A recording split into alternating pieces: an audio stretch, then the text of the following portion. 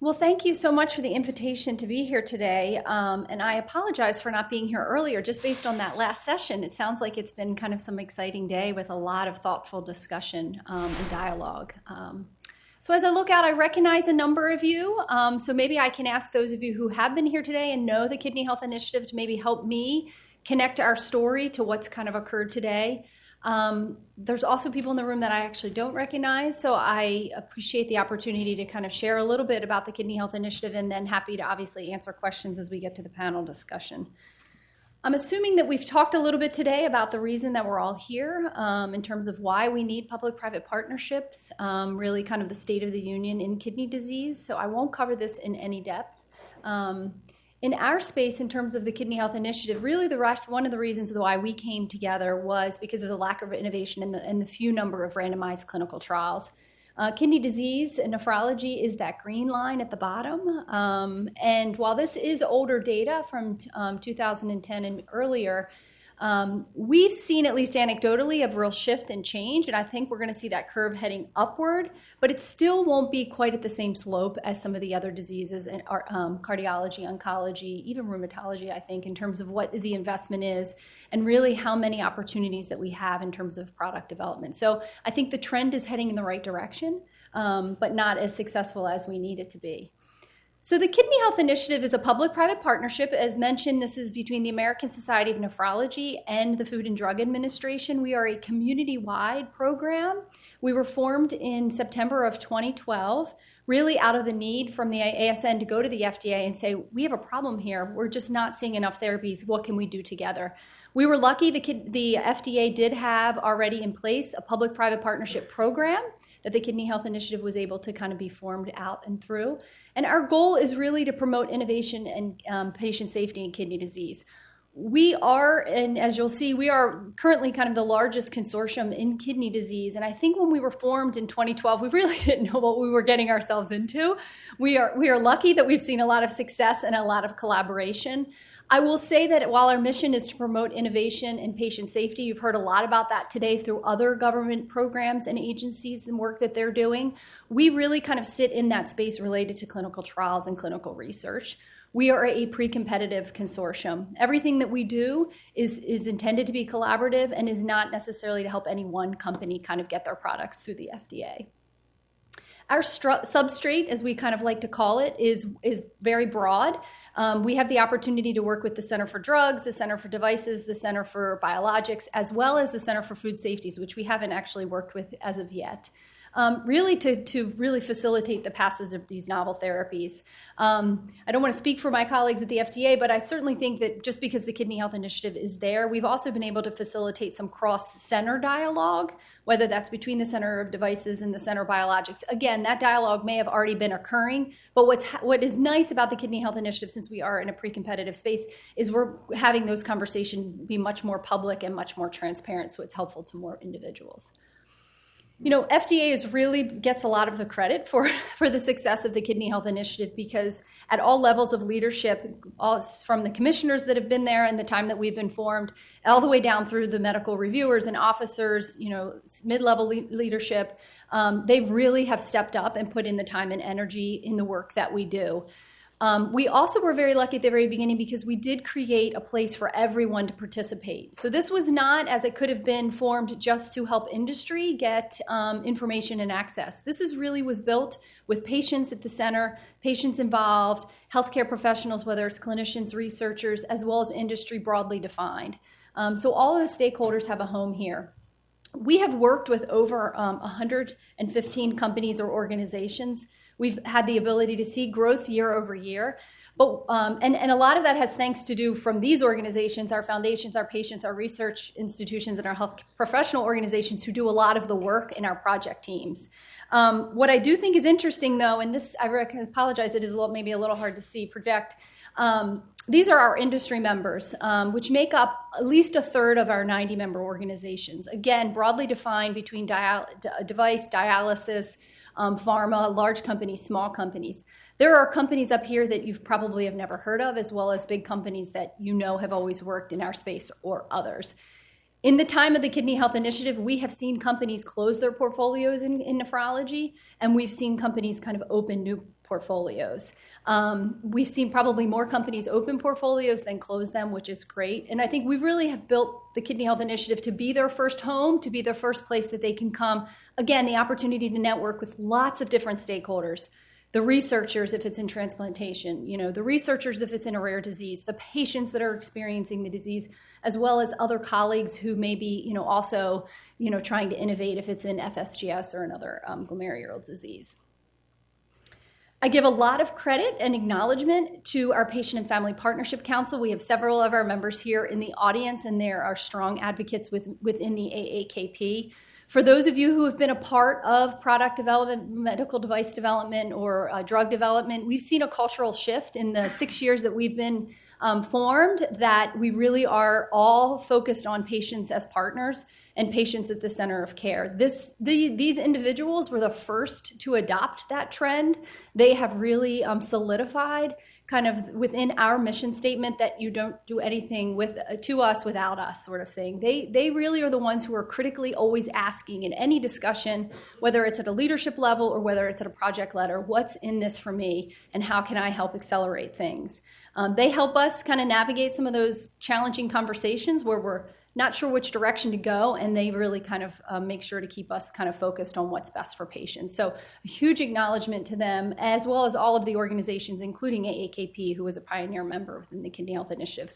The reach that they provide is significant. I mean, they really are doing their best to not only be representative, but to help us reach kind of the silent majority that's out there and what their interests may be. The Kidney Health Initiative is built on 5 strategic priorities. This gets into really what do we do. I've talked a little bit about who we are up until this point, but this kind of gets to what do we do. Again, we sit over the clinical trial infrastructure and sphere. We are obviously very important to us is the inclusion of patients and the advancement of patient and family partnership in any product development. We sit at the late stage development for biomarkers. We focus very much, as you'll see in a minute, on, and as you can see in that orange area, most of our projects, which are, you can't read here, I can share these slides, are in the area of clinical trial endpoints and design, as well as a lot of work in the green area around clinical trial infrastructure. We do focus on the collaboration, not only at FDA, but across the government agencies, so NIH, CMS, CDC, HHS, as it relates to KidneyX. So anything that we would take on would be kind of fall into one of these 5 pieces. Maybe I'll take an opportunity now to use the Vascular Access Project as kind of a real-world example of kind of the work that we did, how we did it, and the contribution that we think it made. There are 2 other projects that are listed at the bottom, the Roadmap for Innovative RRT and the Patient Preference and the Patient Perspective, that I'll touch on, but I think will fit a little bit better in one of the talks that's going to come after me. So we, again, have seen the opportunity to really work with the FDA and work with multiple sponsors, patients, and others to really clarify clinical trial endpoints. They are extremely valuable to a company who's thinking about innovating and maybe even choosing between multiple spaces. So our goal with these endpoint projects are really to think about putting out white papers or manuscripts that would be this multi-stakeholder consensus. Often in the papers that we put together, we recognize that there is evidence that may be missing or research gaps, and we include those with the hope that over time we're going to be able to fill in those research gaps. The work that we put out are not FDA guidelines by any means, but we are hoping to incentivize and spur change, and find new areas for intervention. Again, as I kind of started to say, when a company is thinking about bringing their molecule or their therapy forward, they have a lot of choices. So whether it would be RA or irritable bowel or lupus nephritis, again, any of the work that we can do in the public forum to be able to send the signal that we've provided as much clarity as possible about the pathway, the regulatory pathway, we believe is advantageous to really getting these therapies to the patients that are living with kidney disease. So in the vascular access, this is a real world example. Vascular access, as I'm sure you've heard from Dr. Lawson, it's the lifeline, right? It's the Achilles heel as well for hemodialysis patients, and yet we haven't had as many effective therapies, though I think they're coming, right? I think that they are coming.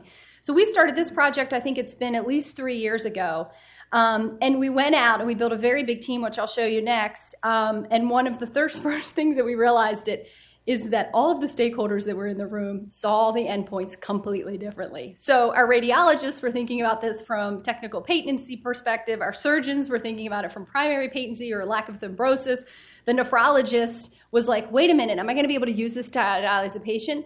And the patients were like, no one has even asked me what I think. There was nothing even in the conversation. It was so technical. And it took us a lot longer than I had expected to bring all of those groups through the groupthink process to really get to the point where we're able to say, okay, everybody's told us what they think is important. Now what are we going to be able to kind of get behind?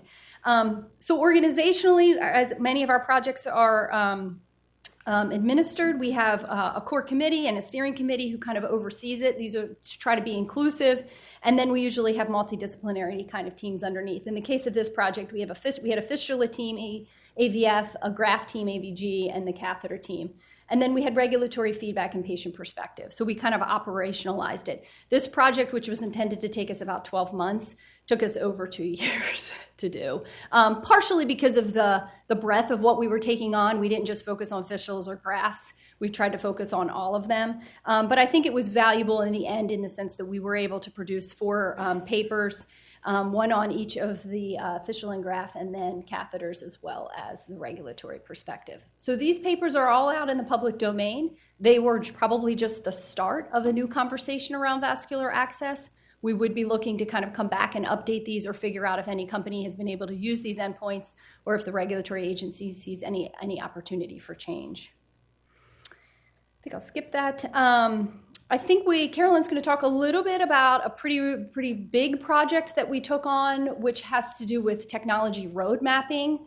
For those of you that are in business development or in technology development, one of the things that you have to set out for yourself as a community is what are the metrics for success and what are the products that we hope to bring to the market. Otherwise, individual companies will take their own spin on this and obviously see their opportunity. So we brought together 4 teams. They were thinking about innovations in renal replacement therapy from the cellular perspective, both regenerative medicine and or the kidney project, whether how will cells fit into a system, as well as the mechanical perspective, patient perspective. And so what we have developed is a nice, robust, about 30-page document that really tries to put the State of the Union, tries to identify what the technical requirements might be for future wearable products, portable products, dialysis products, or implantable. So, but I'm not going to go into too much detail on this. Ultimately, our goal was to identify kind of what is our current state, and articulate where we hope to be in the future as a roadmap for companies to come and invest in. I think you heard from Sandeep this morning around Kidney X. Great. Okay, wonderful. So you have a good sense of what the Kidney X program is. For those of you who may not have been here, this is another public-private partnership between ASN and HHS that's looking to run prize competitions to fund some of this development. Our roadmap is serving as the technical construct for their first prize competition. Again, it's intended to just identify for those who may not be currently working in nephrology where there might be opportunities. What are some of the technical challenges to developing some of these wearable, portable, implantable projects so that they get a head start in their submission. We are hoping from an implementation perspective that Kidney X, what we learn from those submissions, can come back and help us update our roadmap for the future. Just about done here. The last project I guess I want to outline is, again, going back to our patients, and I think Carolyn is going to talk a little bit about what came out of this workshop. This was a workshop that we put together, again, thinking about it back in 2013. 2015 is when it occurred. When we started planning it, I think it was 2013, when we recognized that we wanted to bring patients into the conversations around medical device development in particular. We didn't know how to do it. We started this project with patients on the committee. We ultimately had to halt the project about midterm because it was clear that we were not speaking the same language. We learned that we had to go back and do education. What is the FDA? What are they responsible for? What is the process? And that was able to bring the patients out and their voice out to really help us figure out what are even the questions that we would ask in this room of 150 people, of which 80 of them are going to be patients living with the disease. And we really tried to focus on future devices, future device development. Do we get patients involved in prototypes, trial design, protocols? Do we wait and look at patients and how they can help us looking at post-marketing data? So I think it was innovative at the time as we think about it looking back, because I think there's many individuals and groups that are trying to get into this. Again, multiple sponsors at the table as we worked on this project. So I guess in closing, if I leave you with anything, I just wanted to make sure that you knew that the Kidney Health Initiative is here. It's here to help all of you and the process that you're going through. It has been a very collaborative effort, both between our private organizations and our government agencies. Our job is to develop these white papers, workshops, data standards might be, to really articulate into the public domain either what are the current challenges and where do we need more research to be done, or where have advances been made, but it's not been communicated community-wide. We're hoping that all of that will be enablers for more investment into kidney disease, more companies successful at their clinical trials.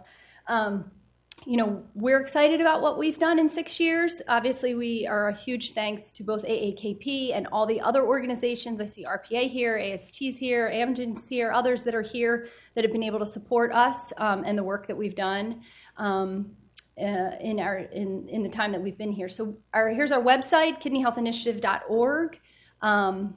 Hopefully this is just a little flavor of who we are, but I'd love to get into more discussion kind of on the panel. So maybe I will turn it over to our moderator. Thank you very much.